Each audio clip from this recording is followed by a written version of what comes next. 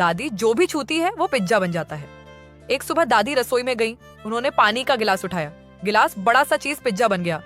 दादी डर गई, दरवाजा खोला, दरवाजा पिज्जा, चप्पल पहनी।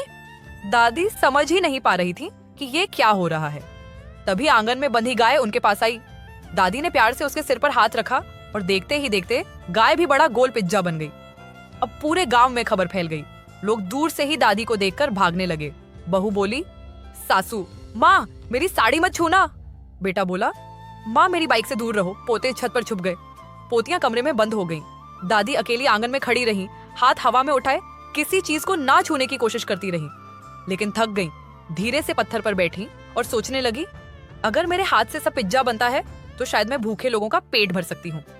दादी उठी और गांव के बाहर गरीब बस्ती में चली गई। रास्ते में पेड़ को छुआ, पिज्जा दीवार छुई, दीवार पिज्जा पुरानी टूटी गाड़ी छुई, बड़ी पिज्जा बन गई। सड़क का पत्थर छुआ, पिज्जा कुछ ही देर में वहां ढेर सारे गरम गरम पिज्जा हो गए। भूखे बच्चे दौड़ते हुए आए, बूढ़े लोग आए, मजदूर आए, सबने पेट भरकर खाना शुरू किया। एक छोटा बच्चा बोला, दादी मैंने पहली बार पिज्जा खाया। दादी की आंखें भर आईं। उन्होंने बच्चे के सिर पर हाथ रखने की कोशिश की, फिर डरकर हाथ पीछे कर लिया, लेकिन बच्चा हंस पड़ा और बोला, दादी आप जादू वाली दादी हो। धीरे धीरे पूरी बस्ती में दादी का नाम फैल गया।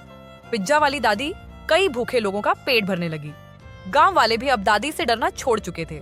लेकिन उस रात सबको पिज्जा खिलाने के बाद दादी अकेली आंगन में बैठी थी।